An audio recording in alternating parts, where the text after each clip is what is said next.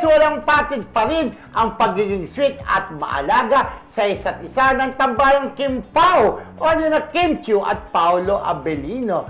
Paano ba naman kasi maya na maging love team ang dalawa, yung sama nila parang flowers na namumukadkad. Ano kayang pataba sa pagiging sweet ng dalawa dyan? Kasi naman talagang hinahangaan sila habang nagtatagal.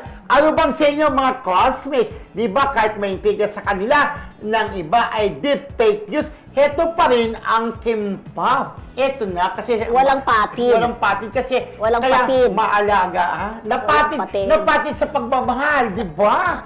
Napatid, walang patid. Paano mo ba ano yun? Patid or patid? Walang patid. No. Walang patid. Walang patid. Walang patid. Diba? Mabilis. Mabilis sa pagbigkas yun. Ano meron ganon? Ano yung ganon? Walang patid. Ano tawag doon? Patid. Yung ganon, walang patid. Oh, meron pa din. Anyways, ayan na. Kaya sabi nga maalaga. Kasi po, eto na, kasi nakarating sa akin, di ba? Oo, nakarating. Siyempre, mga Marisol doon sa shooting. Di ba? Taping. Mga tapings pa na ng The Alibi na malapit ang mapanood. Eto doon, nakikita daw nila kung gaano kaalaga sa isa't isa ang Kim Pao. Bakit? Eto daw si Katrin. Siya pala nag-aanda ng... Katrin. Ay, Katrin. Kim Pao. Kim Pao. Kasi may nakikita ka. Etong si Kim, Diyos ko, talagang maano ka. Siya naghahanda ng pagkain ni Paolo. Ay. Parang galawang misis na. At siya taga-timpla ng kape ni Paolo. Bago niya bigay kay Paolo, tinitikman niya muna kung tama yung grabe na yung tinitikman? Bago niya ibigay kay Paolo. Siyempre yung laway ni ang tamis! Sabi ni Paolo, hindi mapait yung kape. So, binigay. Ito naman si Paolo, parang talagang ready. Hindi na nagdadala daw ng lunchbox. Kasi umaasa na daw sa pagkain ni Kim. Yung tumbler niya siya nagdadala. Pagka papunta sila sa location ng taping nila doon sa Cebu, siya may ay payong-payong kay Kim. Minapayo para hindi mainit. Ganun ang... Ulan-ulan. Kasi ulan-ulan din, tsaka mainit. Talagang feeling rain na po itong si Kim kay Paolo. Kaya pareha sila.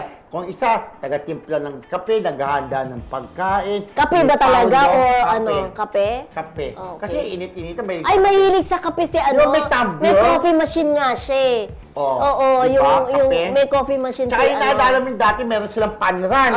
Siya din, di ba, yung kape, hawak, di ba, pinag-inom-inuman nga, isa lang silang inom-inuman, sip-sip-sipan sa kape, di ba? Ano ko sinisip-sip ba yung kape? Hindi, sa mga ano, sa isa pag bumibili ka ng may kape na may isto, yung bawing lamig-lamigan. Umiinom siya sa isa't isa na galawang magjowa na talaga. Kung yan na naibisto mga na magjowa ng Jameson at saka si Barbie, eto, sino kaya magbibisto? Sino magbibisto? Kasi ang Jameson at saka sa Barbie, meron tayong natanungan. Natanungan eh, magjowa na raw. Alam mo, yung natanungan natin talaga na yon na malapit kay sa kampo ni Jameson. Yung natanungan naman niya, mas pinakamalapit. Di ba? Pero syempre, hindi naman sila aamin, di ba? Alam ko na! Ang tatanungin dati dyan kung may number ka, si Ate Lakam ni Kim. Ay. Siyempre, baka sabi niya, Ate Lakam ni Kim. Ano ka naman sasabihin? Ba't ko naman sasabihin sa Romel Placente? Sabihin niya. Wala akong right hindi mo ba naitanong kay Edith man lang kasi? Si Edith naman baka sasabihin niya, wala ako sa posisyon. Sagutin, ayoko pangunahan si Kim tsaka si Paolo ko magjowa na. Pero huwag kami ngayon, Romel, atin-atin lang, magjowa na. Baka gumanon si Edith. Baka lang wala pa yung sinasabi si Edith na mag-jowa. Si Edith po, yung handler ni Kim Chiu, diba? Okay, abangan natin ang The Alibi ngayong taon. Sabi nila ngayong taon ninyo nang mapapanood. Sana wala nang magkaroon ng problema. Katulad ng My Love Will Make You Disappear na 2 beses na iurong. Siguro naman, dito sa TV, sa serye, hindi naman siguro mangyayari yan. Pero bukas po, may balita si...